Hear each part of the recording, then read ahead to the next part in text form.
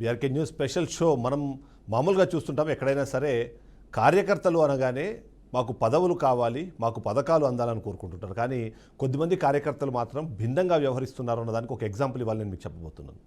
అందులో ముఖ్యంగా ప్రభుత్వం ఇప్పుడు ఏదైతే కూటమి ప్రభుత్వం అధికారంలోకి రావడానికి కీలకమైన అంశాలు, గత ప్రభుత్వంలో జరిగిన తప్పిదాల్లో భాగంగా మనం మాట్లాడుకునే అంశాల్లో కీలకమైనది ఉచిత ఇసుక. అంతేకాకుండా మనం మాట్లాడుకునే మరొక విషయం ఏదైతే పీడిఎస్ రైస్ ఉన్నాయో అక్రమంగా తరలి వెళ్తున్నాయనే విషయానికి సంబంధించి మనం ఎప్పుడు డిస్కస్ చేస్తూ ఉంటాం.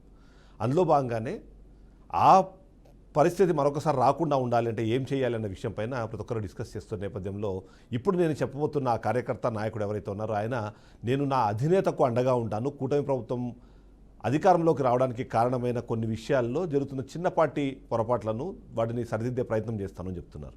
అంతేకాదు అధినేతకు అండగా ఉంటాను, ఉచిత ఇసుక అన్నది నిజంగానే సామాన్యులకి, అందులో ముఖ్యంగా పేద మధ్యతరగతి కుటుంబాలకు ఇల్లు కట్టుకుంటున్న వాళ్లకు ఉచితంగా అందాలంటే ఏం చేయాలని చెప్పి ప్రభుత్వం వైపు కసరత్తు చేసి ఆ తర్వాత లోడింగ్ ఛార్జెస్తో మాత్రమే పేదలకు ఇసుక అందిస్తుంటే ఆ లోడింగ్ ఛార్జెస్ కూడా భారంగా మారే పేదలు చాలామంది ఉన్నారు, వాళ్లకు నేను సహాయకంగా ఉంటాను అంటూ ఆయన చేస్తున్నారు కొన్ని వ్యాఖ్యలు. అంతేకాకుండా ఏదైతే ఇసుక విధానంలో భాగంగా ఎట్టి పరిస్థితుల్లోనూ మన రాష్ట్రంలోని ఇసుక వేరే రాష్ట్రాలకు తరలి వెళ్లకుండా ఆపేందుకు అవసరమైన ఆ చర్యలు కూడా తీసుకుంటానంటున్నారు. ఇవి సరిపోవన్నట్టు ఏదైతే పేద మధ్యతరగతి కుటుంబాలకు సంబంధించిన వాళ్ళు ఉన్నారో వాళ్లే కాకుండా చుట్టుపక్కల ఉన్న వాళ్ళు ఎవరైనా సరే తమ ఎమ్మెల్యేలు కానివ్వండి మిగిలిన వాళ్ళతో లెటర్లు తీసుకొని వస్తే పేదలైతే చాలు వాళ్ళకి ఉచిత ఇసుక అందించడానికి సిద్ధంగా ఉన్నాను అంటూ కూడా తను చేసిన వ్యాఖ్యలు ఇవాళ దుమారాన్ని రేపుతుంది. ఎందుకంటే నేను చెప్పినట్టుగా కార్యకర్తలు కానివ్వండి నాయకులు కానివ్వండి వాళ్ళ అధినేతలతో కోరుకునే మాటలు ఒకటి, నాకు పదవులు రాలేదు, నాకు పథకాలు అందలేదు, ప్రభుత్వం వల్ల నాకు లబ్ధి జరగలేదు అనే కంప్లైంట్స్తోనే వాళ్ళ జీవితాన్ని వెల్లదీస్తున్నారు. కానీ అలా కాకుండా ఇప్పుడు ఈ కార్యకర్త మాత్రం చాలా క్లియర్గా చెప్తున్నారు, అధినేతకు నేను అండగా ఉంటాను, ఏవైతే ఇసుక పేరుతో జరుగుతున్న దోపిడీని ఆపుతాను, ఆ ఇసుక పేరుతో జరుగుతున్న ఈ అక్రమాలు ఏవైతే ఉన్నాయో వాటన్నిటిని అరికడతానని చెప్తున్నారు. అవి ఒక్కటే సరిపోవు, ఏదైతే ఉచిత ఇసుక అంటే ఖచ్చితంగా ఫ్రీగానే దొరకాల్సిన అవసరం ఉంటుంది. కాబట్టి లోడింగ్ ఛార్జెస్ పేరుతో కలెక్ట్ చేస్తున్న 500 రూపాయలని నేను నా సొంత ఖర్చులతో నేను పేదలకు అందిస్తానని చెప్తున్నారు. దానికోసం అవసరమైతే జేసీబీలు ఇతరత్ర పరికరాలు కానివ్వండి సామాగ్రిని కానీ నేనే సమకూర్చుకుంటాను, దానికి ఎవరిని సహాయం అడగను అంటున్నారు.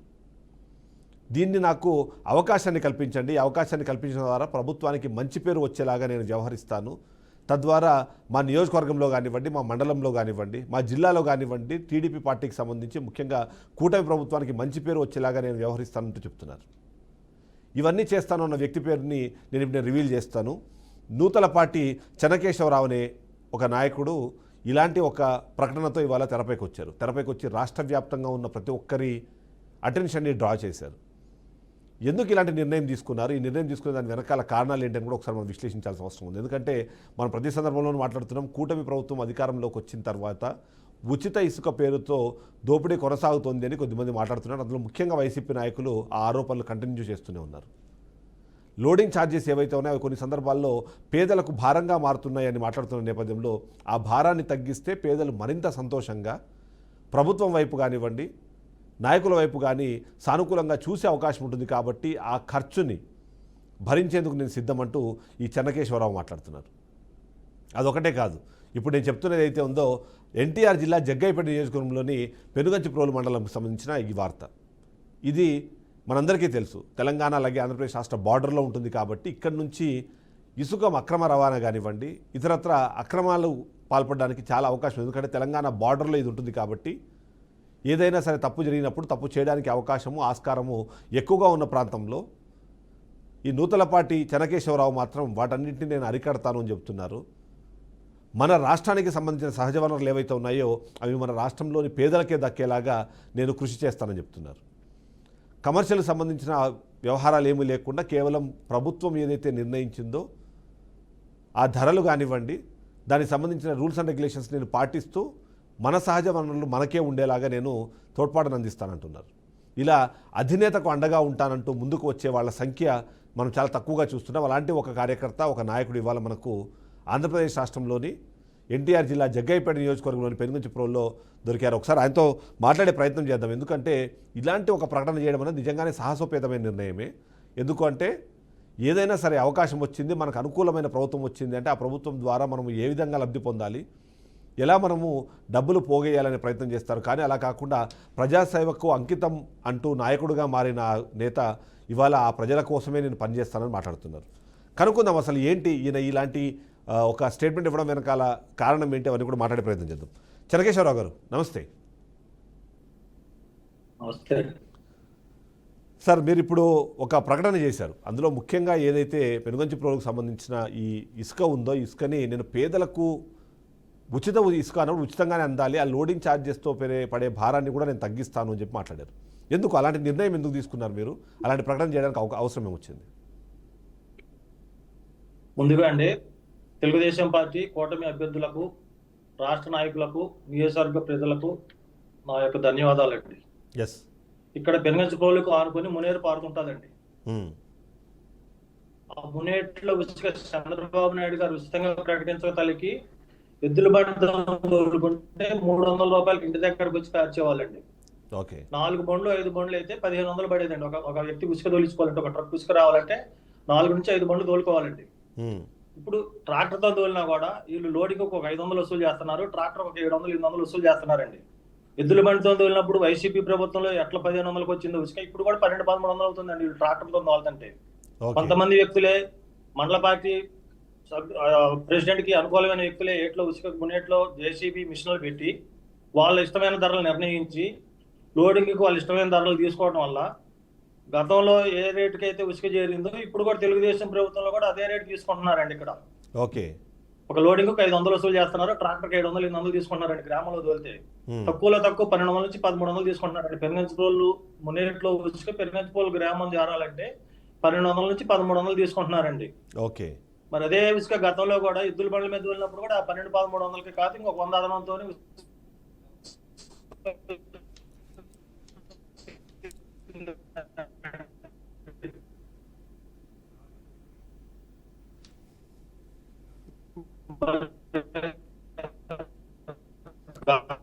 చెన్నకేశ్వర గారు,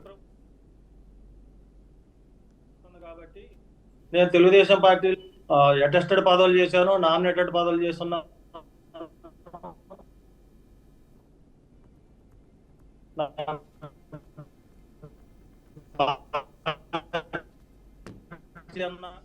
పార్టీలో ప్రజలన్నా, నాయకులన్నా, కార్యకర్తలన్నా చాలా అభిమానం అండి నాకు. చెన్నకేశ్వర గారు, మీది సిగ్నల్ కొద్దిగా అక్కడ సరిగా ఉన్నట్టు లేదు. నేను మీకు ఫోన్ లైన్లో అందుబాటులోకి వచ్చే ప్రయత్నం చేస్తాను. ఒకసారి మీరు ఫోన్ లైన్లోకి వచ్చే ప్రయత్నం చేయండి. అయితే ఇక్కడ తను చెప్తున్నట్టుగా మనకు చాలా క్లియర్గా అర్థమవుతుంది. అందులో ముఖ్యంగా ఏదైతే ఇసుక అన్నది గత ప్రభుత్వ హయాంలో అడ్డగోలుగా దోచేశారు, దాని ద్వారా పేదలందరూ ఇబ్బంది పడ్డారు అని మాట్లాడుతున్న నేపథ్యంలో గత ప్రభుత్వానికి ఈ ప్రభుత్వానికి పెద్దగా తేడా లేకుండా అదే రేటుకి అదే ధరకి ఇవాళ వివిధ కారణాల పేరు చెప్పి లోకల్గా ఉన్న నాయకుల ప్రోద్బలంతో ఇలాంటి జరగడం అనేది ఆయనకి బాధ కలిగించింది. అందులో భాగంగానే ఇలాంటి నిర్ణయం తీసుకున్నట్టుగా ఆయన చెప్తున్న నేపథ్యంలో ఇంకా పూర్తి సమాచారం. చెన్నకేశ్వరరావు గారు, వినిపిస్తుందన్నమాట?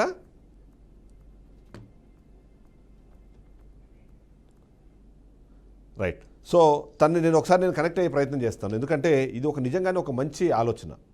ప్రభుత్వం వచ్చిన తర్వాత పేదలకు మంచి జరగాలని కోరుకుంటున్న నాయకులు చాలామంది ఉంటారు.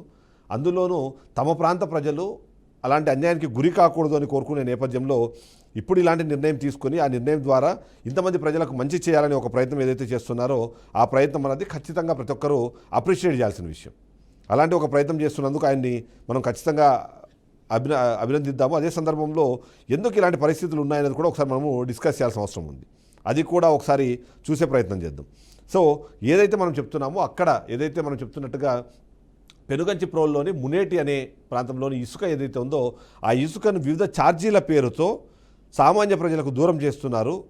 దానికి ఖచ్చితంగా ఖర్చు అవుతుంది. ఆ ఖర్చు ఖర్చు ఏదైతే ఉందో ఆ ఖర్చుని నేను భరించడానికి సిద్ధంగా ఉన్నాను. ఎందుకంటే తను చెప్పినట్టుగా 300 నుంచి 500 రూపాయలు ప్రతి ఒక్క లోడ్ మీద కలెక్ట్ చేస్తున్నప్పుడు అలాంటి వాళ్ళు ఒక్కొక్క కుటుంబానికి కనీసం 3 నుంచి 4, కొన్ని సందర్భాల్లో 5 లోడ్లు కూడా అవసరం అవుతాయి. అవసరమైనప్పుడు ఆ భారం ఏదైతే 1500 నుంచి 2000 రూపాయలు ఎక్స్ట్రా భారం అయితే ఏదైతే ప్రజల మీద పడుతుందో, పేదల మీద పడుతుందో ముఖ్యంగా, అది వాళ్ళకి ఖచ్చితంగా అది ఊరట కలిగించాలి అంటే అది ఉచితంగా అందాలి.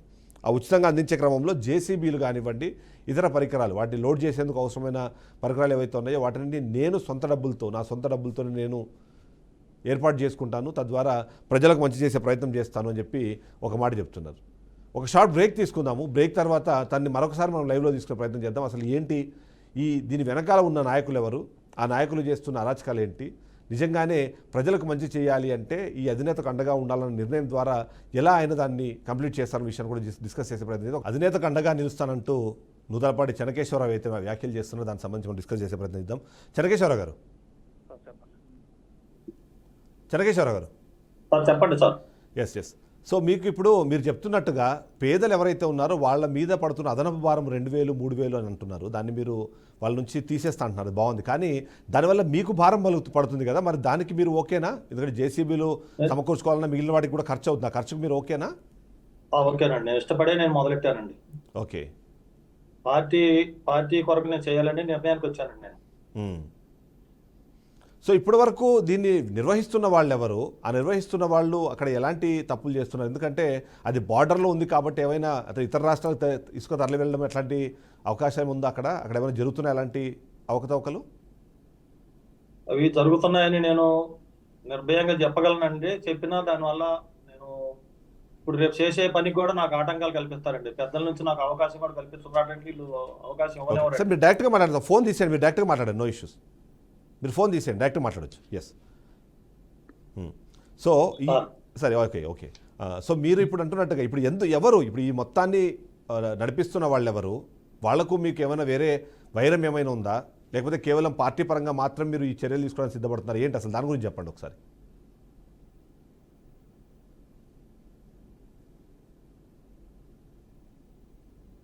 చెన్నకేశ్వర గారు.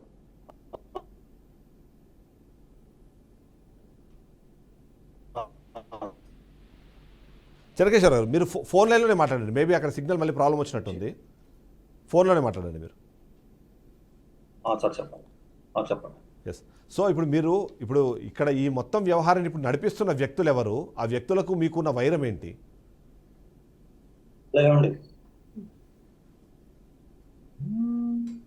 హలో, వినిపిస్తుందండి? వినిపిస్తుందండి. ఎస్. చెప్పండి, ఎవరు ఇప్పుడు ఈ వ్యవహారాన్ని మొత్తం నడిపిస్తున్న వ్యక్తులు ఎవరు, వాళ్ళకి మీకున్న వైరం ఏంటి? నాకు వాళ్ళకి మధ్య వైరం ఏం లేదండి. పార్టీలో పనిచేసే వాళ్ళు, ఇక్కడ ఉన్న పేద బడుగు వర్గాల గురించి ఆలోచించట్లేదనే దృఢనిశ్చయంతో నేను బయటికి రావడం జరిగిందండి. నేను ఇక్కడున్న పెద్దలకు తెలియజేశానండి. ఓకే.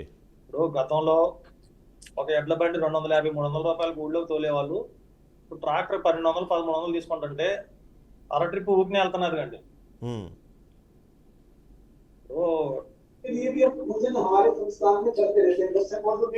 ఇప్పుడు వాళ్ళు నేను వ్యక్తులుగా ఎవరిని విమర్శించే పరిస్థితి నేను కల్పించుకోనండి. ఓకే.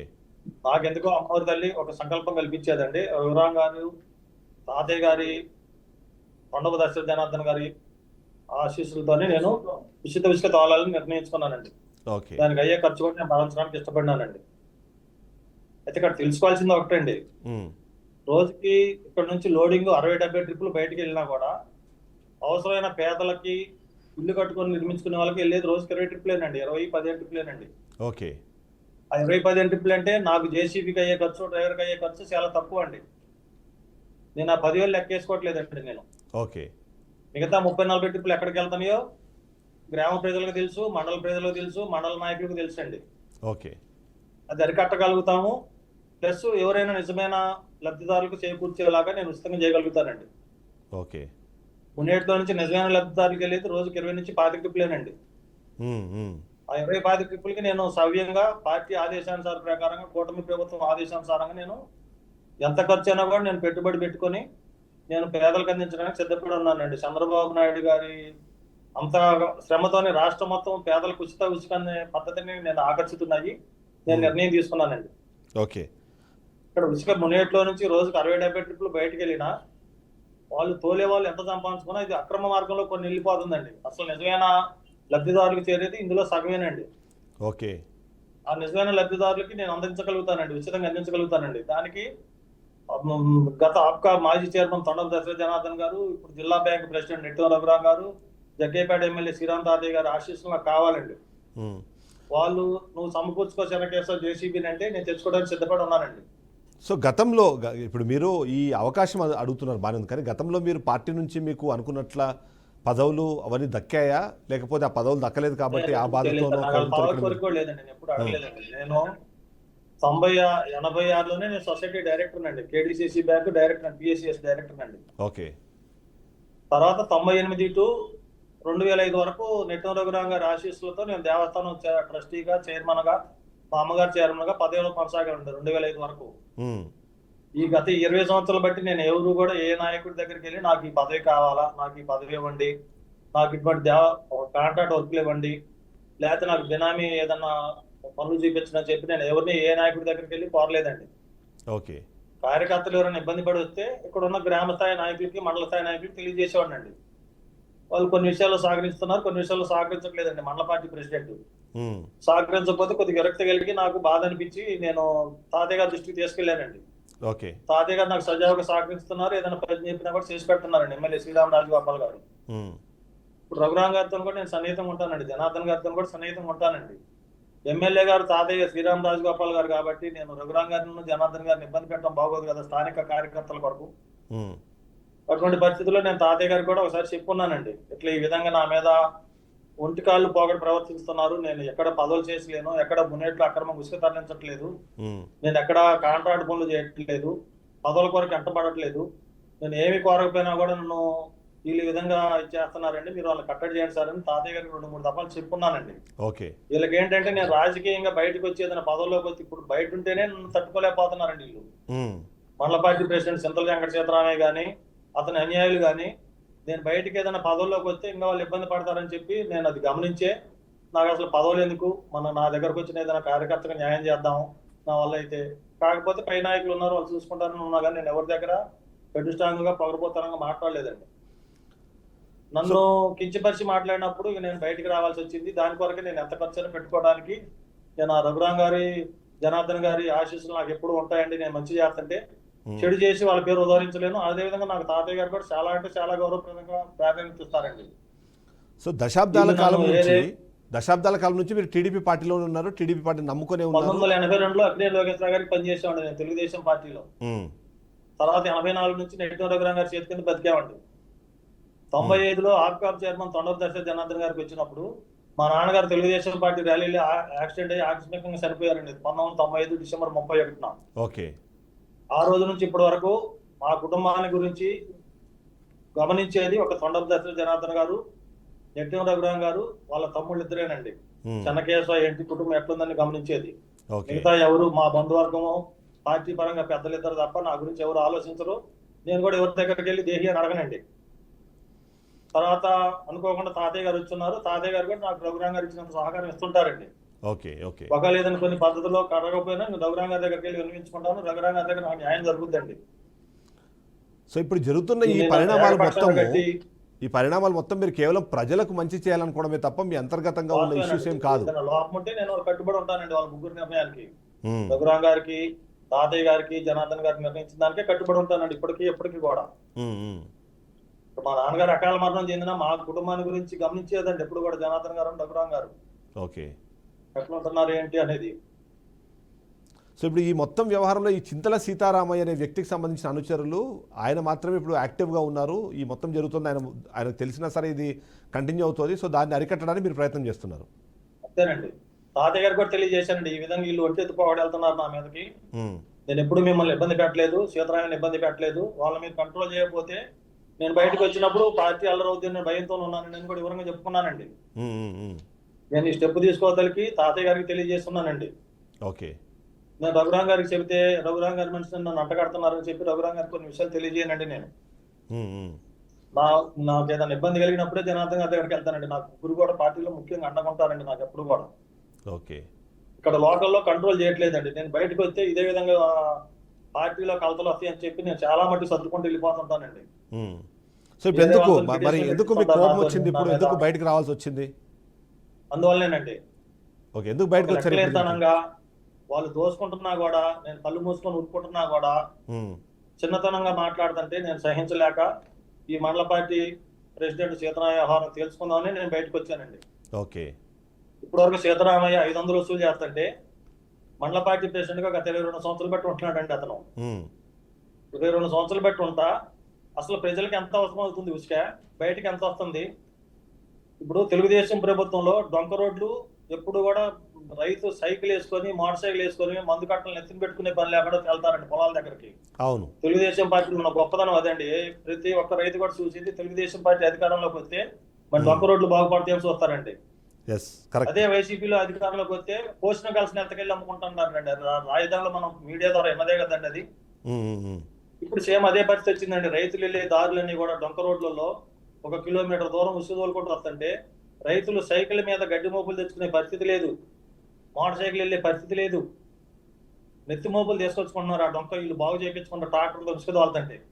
అదేంటని అడుగుతుంటే నువ్వు చెన్నకేశవ మనిషి అని మాట్లాడుతుంటాడు సింతల సీతారామన్ అతను అన్యాయులు. డొంక రోడ్లు బాగలేదని అడుగుతుంటే సింతల సీతారామన్ నూతలపాటి చెన్నకేశవ మనిషి అని వెళ్ళిన మనిషిని ప్రత్యేకించి అడుగుతుంటే ఇక లాభం లేదు, మనం బరిలో దిగకపోతున్నానని అటువంటి ఉద్దేశంతోనే నేను బయటకు వచ్చానండి. ఓకే. ఇప్పుడు ఇక్కడ మునేటిలోని చూసుకెళ్ళేది రోజుకి 70-80 ట్రిప్పులు బయటకు వెళ్ళొద్దండి. ఇది నిజంగా పబ్లిక్ కు అవసరం అయ్యేది. ఇల్లు గ్రామంలో ఇల్లు నిర్మించుకునే వాళ్ళకి, మండలంలో ఇల్లు నిర్మించుకునే వాళ్ళకి, పేదలకు వెళ్ళేది 25-20 ట్రిప్లేనండి. 20-25 ట్రిప్పులకు అయ్యేది ఎంతో ఖర్చు నేను లెక్కేసుకున్నాను. నేను ట్రాక్టర్ డ్రైవర్ నండి 12 సంవత్సరాలు. నాకు మోటార్ ఫీల్డ్ లో అనుభవం ఉందండి. ఒక జేసీబీ తీసుకొచ్చుకుంటే దానికి నెలకయ్యే కిస్తీ ఖర్చు, డ్రైవర్ ఖర్చు నేను భరించగలుగుతానండి. 1 లీటర్ డీజిల్ తోని 10-12 ట్రిప్పుల్స్ లోడ్ చేయగలుగుతానండి. మీకు ఉన్నది వాస్తవం నేను చెప్పగలుగుతున్నానండి. 8 నుంచి 10 ట్రిప్పులు చేయగలుగుతానండి. అంటే లీటర్ డీజిల్ 100 రూపాయలండి. అంటే 8 ట్రిప్పులు లోడ్ చేయగలుగుతానండి. తక్కువలో తక్కువ 6 వేసుకోండి అంటే 3000 రూపాయలు. నాకు అయ్యే ఖర్చు 100 రూపాయలేనండి. మీ బహిరంగ నేను చెప్పుకుంటున్నానండి. సో 3000 రూపాయలు పేదలకు అయ్యే ఖర్చు నా సొంతం భరించుకుంటానండి. 3000 రూపాయలు పేదలకి లాభం జరగడం కోసం 100 రూపాయలు భరించుకోవడానికి మీరు సిద్ధంగా ఉన్నానని చెప్తున్నారు. ఒక్కొక్క ట్రక్కు అయ్యే ఉసుకకి లోడ్ చేయడం కొరకు అయ్యే ఖర్చు 100 రూపాయలు లోపేనండి ఒక జేసీబీ పెట్టుకుంటే. మరి సీతారామయ్య గారు ప్రజల మనిషి, నన్ను అందరూ విశ్వసిస్తున్నారు. చెన్నకేశవ నా మీద తప్పుడు అభియోగాలు చేస్తున్నాడు. ఇది నియోజకవర్గ ప్రజలందరూ గమనిస్తూనే ఉన్నారు. ఎవరు నీతిమంతుడు ఎవరు అవినీతి మంత్రుడు అని చెప్పాను కనుక నాకు బాధ కలిగిందండి. సరే, అతను అవినీతి మంత్రుడు అని అంటలేదండి. అతను నిస్వార్థంగా పనిచేస్తున్నాడు. అతని పక్క నుండే మనుషుల్ని ఖండించే శక్తి అతని దగ్గర లేదండి. లేకపోక మేము మాట్లాడుతున్నాం అని చెప్పి మా మీదకు దురుసుగా వస్తుంటే వాళ్ళని కట్టడి చేయలేడండి. ఓకే, అది చెన్నకేశ్వర గారు. యాక్చువల్ టైం అయిపోతుంది. నేను మళ్ళీ మీకు 11 o'clock మళ్ళీ నేను కనెక్ట్ అవుతాను.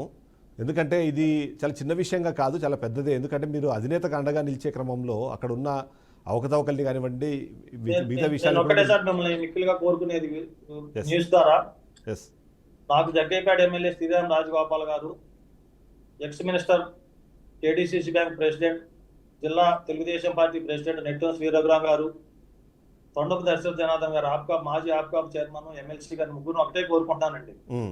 వాళ్ళ ముగ్గురు ఆశీస్సులతోనే నాకు అవకాశం ఇస్తే నేనేంటో చూపించుకుంటానండి. దేవస్థానం చైర్మన్ చేసేటప్పుడు రాష్ట్ర చరిత్రలో లేదండి, 2 రాష్ట్రాలు కలిసి ఉన్నప్పుడు 2001 నుంచి 2003 వరకు జాయింట్ చెక్ పవర్ తో పనిచేశానండి. నేను నా గాడికి ముందు ఎవరు జాయింట్ చెక్ పవర్ తెచ్చుకోలేదు, నా తర్వాత ఎవరు తెచ్చుకోలేదండి. నేను చాలా నిష్కల్మషంగా పనిచేశానండి దేవస్థానం అభివృద్ధికి. సో ఖచ్చితంగా ఆలయానికి సంబంధించిన డిస్కషన్ చెన్నకేశ్వర గారు, ఆ ఆలయానికి సంబంధించిన డిస్కషన్ మనం కొద్దిగా చేయాల్సి ఉంది. సో ఒక బ్రేక్ తీసుకుందాము. నేను 11 o'clock మళ్ళీ ఇదే షోని కంటిన్యూ చేస్తాను. మీరు దయచేసి అందుబాటులో ఉండండి. ఎందుకంటే సొంత లాభం కొంత మానుకుంటే ప్రజలకు మంచి జరుగుతుంది అని భావించినప్పుడు ఆ లాభం తప్ప పక్కన పెట్టడమే కాదు, ఆ భారాన్ని మోయడానికి కూడా నేను సిద్ధంగా ఉన్నానని చెప్పి ఇప్పటికే చెన్నకేశ్వరరావు చెప్తున్న నేపథ్యంలో ఇంకా అక్కడ ఉన్న వివరాలు ఏంటి, అక్కడ విషయాలు ఏంటి, ఎందుకంటే టెంపుల్ సంబంధించి డిస్కషన్ చేయాలి మనము.